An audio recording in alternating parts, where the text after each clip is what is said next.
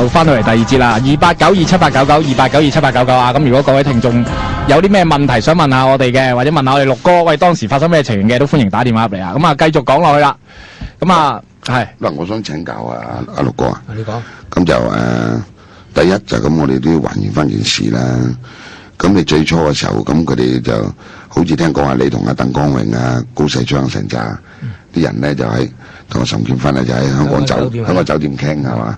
咁佢哋傾嘅時候，咁當時嘅情點嘅可唔可以講討論下？係啊，喺香港酒店咧，佢哋邀請我參加營救問題，我咧就即時答應咗，跟住咧就馬上開展工作，一開展就不可收拾啦。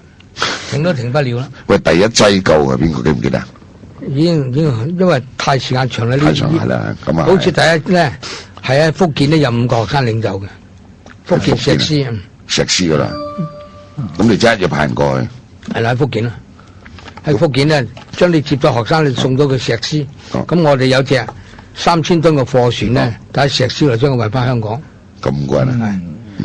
咁呢隻船咧，亦都係營救啊劉載福嗰隻船。係咩？劉載福都坐呢隻船，陳一之都坐呢隻船。呢隻船咧去海南島救陳一之，係咪？呢個船救陳一之嘅人咧，佢個船長個仔咧都去咗英國啦。哦，當時揸支槍傍住陳一之嚟到香港嘅。咁啊，即係都幾好驚險喎！即係如果係咁樣講嘅，整個過程都相當複雜。係。咁其實大家嗱，我想講翻啦，即係嗱，譬如你話揾你開會嗰班啊，譬如話岑建勳啊、阿鄧光榮啊嗰啲，其實佢即係都係演藝界㗎咁樣樣。最主要就係岑建勳揾我哋。係。咁佢哋又咁熱心啊，又咁樣樣啊，咁喺佢一揾你同你講呢一樣嘢嗰陣時啊，你有冇話哇嚟劑大嘢喎？即係係咪先？因為我哋都冇辦法理解。係。一開槍咧。我都冇對六四都冇辦法理解，因為咧係犯錯誤嘅，仲有咧仲要拉人，咁既然你要拉人，我哋咪救人咯。哦，咁呢個咧歷史上從嚟都係有兵有策，係啱先。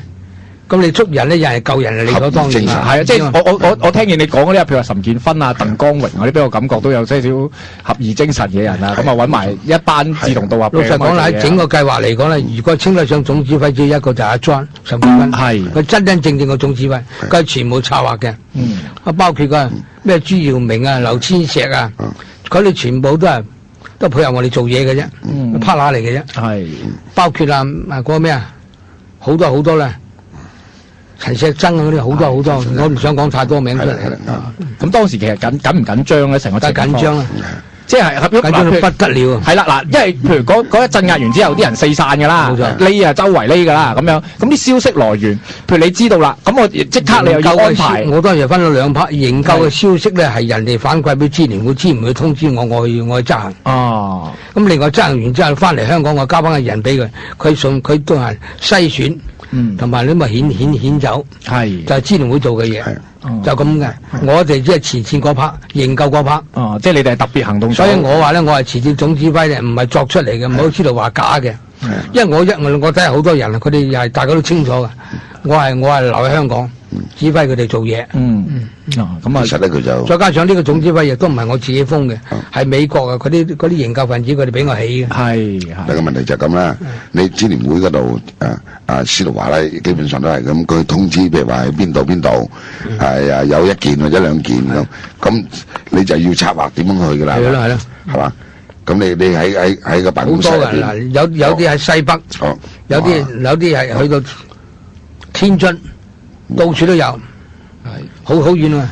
華北、華東，即係四散嘅喎，都係鳥獸散。幾窄細。你諗下啦，西北啊都有，係蘭州啊，蘭州都有。喺咁內陸要搞佢出嚟啊！走啊嘛。咁我哋喺嗰度救啲人出嚟，好似老木啊、老鬼嗰啲喺蘭州嗰邊過嚟，好多啊。你有冇揾人過去嗰度嘅？而家有人啦，唔過去點帶佢嚟？將佢嚟咧，第一個咧，我哋帶咗佢哋，另外俾假證件佢哋，加上同佢哋化妝，然之後咧就坐船南下，又到咗我哋嘅指定地方，坐船就嚟香港。係根本上呢啲都幾神奇，而且幾專業嘅。係，否則做唔到。咁其實你有冇諗過成套咧個黃雀行動咧？嗰啲大大小小嘅黃雀啊，其實都動用過有幾多人？有冇10零20個人啊？十幾個啊，十幾個人。我整個底下都10幾個人。咁呢班黃雀唔係去一次嘅，有啲去完一鑊又跟住都好多啊，又再去好多次。屌，其實好得最多一身是膽嘅咯。好得最多嘅咧就由細佬帶住李龍興、黎佩城啊，陳達乾啊，帶住李龍興、黎佩城到最多。但係整個黃雀行動整到最驚險咧就夠2個人，就一個咧就叫做陳宣良，一個叫蔡松國。就呢2個咧就武漢學生領袖，係佢哋2個咧幫阿柴亮錄音嘅，即係嗰邊錄音，但係柴亮錄音帶佢2個錄嘅。後尾錄完之後，佢2個未通緝，咁咧就南下到廣東，我哋想救佢。呢個過程非常之驚險。點樣個過程？點樣驚險？因為佢哋當時咧落到海嗰邊咧又唔得，後尾跳咗落海，又後尾又海裏面拉翻佢哋上嚟。揾埋第2次再走過。好驚險，好驚險，即係已經走一次走唔到，跳咗落海，茫茫大海啦。嗰時我細佬陳達乾咧，突然間咧就諗起，咁咧走咗去嗰個唔知咩深圳灣大酒店買咗個望遠鏡，先望到兩粒黑點，跟住叫嗰啲人衝落去拉佢哋上嚟，否則漲潮佢2個浸死㗎啦。呢2個叫陳宣良同埋蔡松國，蔡松國而家都喺香港。咁佢好似。其實你譬如你咁樣同阿韓東方喺埋一齊，譬如你咁樣大話啊，咁有冇計過啊？咁樣一個咁，即係呢一次咁嘅行動，你哋救咗大概係幾多人？百幾人，133個，133個。咁即係我相信唔止夠133個啦，係咁多嘅，應該要多咗啲。有冇啲話篩選係嚟到先知你唔係嘅？我咧做過記錄嘅，係應該係唔會錯㗎啦呢個，因為佢有名有姓㗎，係全部都有名有姓，而且係咁樣。都係比較知名嘅，如果你唔知名，冇人會諗到去救佢噶嘛，同埋冇人拉佢啊嘛。你營救裏面知名嘅人士80%以上經過呢條線路出嚟嘅，係咁啊，跟住再安排去外國啦，咁樣樣。呢一 part 咧就係阿華叔佢哋做支聯會做嘅啦，審查啊、篩選啊，同埋了解佢哋嘅情況啊，呢啲係佢哋嘅事啦。係資料佢俾我哋，我哋去救翻嚟，我交俾佢哋遣送。即係你做咗最危險嗰 part 咯，最危險嗰 part。我食飯嘅時候先同佢講，我打到最危險嗰 part。即係咁，邊就話佢賣。仲有啊，打劫解本車，打劫咗之後啲錢我使咧，不但止啊，整個6四之後咧，名利佢哋司徒華得晒嘅，名利佢得晒嘅啦。包括佢啲馬仔全部得晒嘅啦。係啱啱先？而家到頭嚟咧，我哋連講2句真話都要俾佢譴責同埋侮辱。根本上係冇天理嘅，冇嘅。所以咧，我將會追究呢個法律責任嘅。問題我睇咩時候適唔適宜告佢哋嘅啫。係我夠膽喺呢度公開向司徒世家挑戰嘅。係佢以為佢嘅家族大，我話咧話俾佢聽，我家族仲大佢。我係13兄弟姊妹，佢有5個大佬，5個家姐啊，2個細佬啊。咁你咁司徒家族有幾多人啊？所以我好憤怒嘅。陸哥係一個英雄人物嚟嘅，所以咧當然係真係天不怕地不怕，即係講俗啲就共產黨嗰隻咁天羅地網都未驚。即係我俾我感覺到就係阿陸哥係話，即係我覺得正義嘅事，我就要盤咗條命，我都要去做，即係往無前嘅啦。2樣嘢，第一，如果依照司徒華講係船家嘅話咧，就睇錢份上嘅話咧。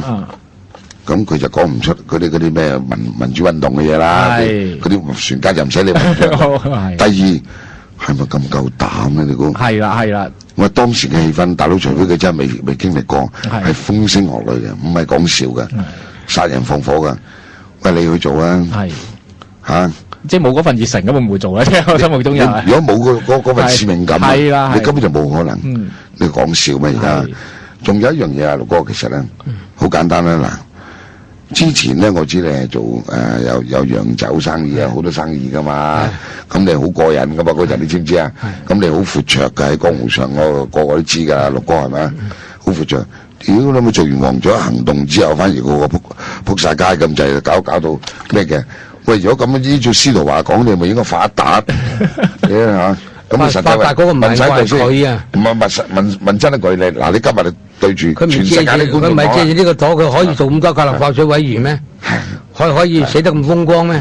係佢根本上名利佢攞晒㗎啦，着數佢攞晒，仲要咧對別人咧進行攻擊，同埋誹謗，根本係天理都不容嘅。